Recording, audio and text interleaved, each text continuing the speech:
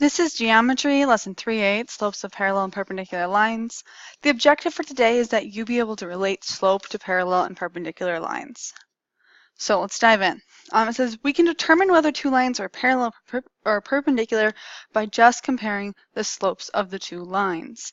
Parallel lines have the same slopes, whereas perpendicular lines have what we call negative or opposite reciprocal slopes. Okay, so these are the differences between them.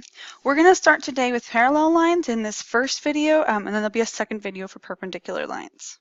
So here's some key things about slopes of parallel lines. If we have two non-vertical lines that are parallel, their slopes are going to be equal or the same. If the slopes of two distinct non-vertical lines are equal, then they are parallel. So you can classify them either way. And then the last thing says any two vertical lines or horizontal lines are parallel. So we're saying all vertical lines are parallel to all other, and that's because they have the same slope, which is technically undefined. And all horizontal lines are also parallel because they all have that zero slope, which is the same. So we're first going to just start by identifying whether or not we have parallel lines. So we have this image here, and we're supposed to check if L1 and L2 are parallel. The way that we check that is actually by finding their slope. So when you have a graph like this one, you want to do both lines, and what you can do for each line is you can use your slope formula that we talked about before, or when you have a picture, you can honestly just count it out, and that's what I'm going to do for this one. So I'm starting line 1 with a point there, and I'm ending line 1 with a point there. So I'm going to count my rise over my run, so I'm going to count my down and then over. So it goes down 1, 2, 3, 4, 5, 6, 7, 8, 9. So slope is 9 over, and then I count how far it goes over, 1, 2, 3. Now because it went down, I should technically make that a -9. So I have -9 over 3, which simplifies to -3. So that's my slope for L1. Now I jump to L2 with my rise over my run. So I'm going to go trace that out and then I'll count it. It's going down 1, 2, 3, 4, 5, 6, 7. So -7, and then it's going over 1, 2. Well, if I want to know whether or not these lines are parallel, I'm going to compare their slopes. I go -3. Does it equal -7/2? And last time I checked, those were not the same, so I would say no. It does say to explain. Your explanation can be a statement like this. This says their slopes are equal, or you can write out a sentence. These slopes of L1 and L2 are not equal.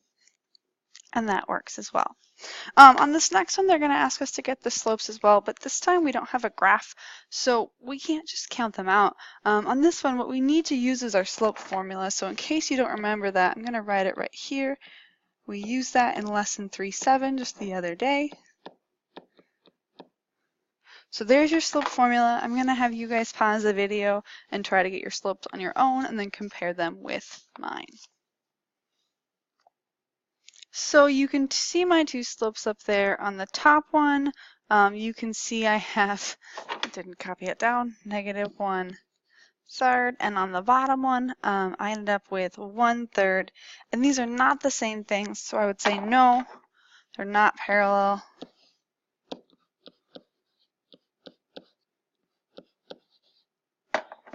And we're good to go from there. All right, so the next thing we're going to be asked to do is to write the equation of a line parallel to one already given. And so let's take a look at that. It says, what is an equation of a line parallel to y equals -3x minus 5 that contains this point? So when you get a problem like this, there are two things that you need. You need a slope and you need an ordered pair.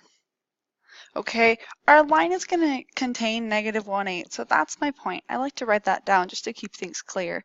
And then I want something that's parallel to this line right here. Well, the only thing that parallel lines have in common is their slope. And if you remember, this is in slope-intercept form, so that -3 out in front, that's the slope I'm going to use. I'm going to write that down. And now let's just review of what we did in lesson 3.7 of writing equations of lines. I've got a slope and I've got a point. That reminds me an awful lot of point-slope form, which looks like this. And so now I'm just going to plug my values into that equation. I've got y minus y1, that's my 8 value, equals m negative 3, parentheses x minus x1 becomes an x plus 1 there. And so there's my equation in point slope form. You have to be careful because I believe on your assignment there's a few times it asks you to then get your answer into slope intercept form. So I just want to review how you would do that. You need to solve for y, so the first thing I would do is I would distribute my negative 3. I'd have y minus 8 equals negative 3x minus 3.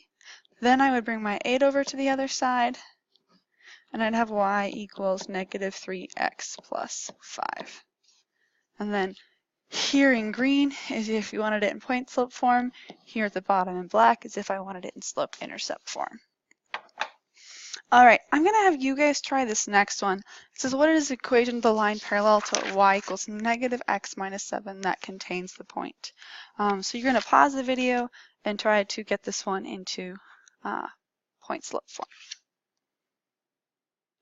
All right, there you can see the slope that I identified was that negative in front of the x. Really, that's a negative 1. The point I used is negative 5, 3.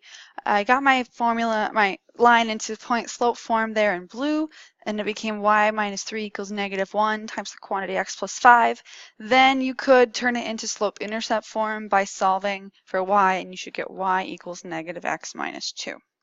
So that is our parallel lines, or lesson 3.8a. We'll do 3.8b in a little bit here.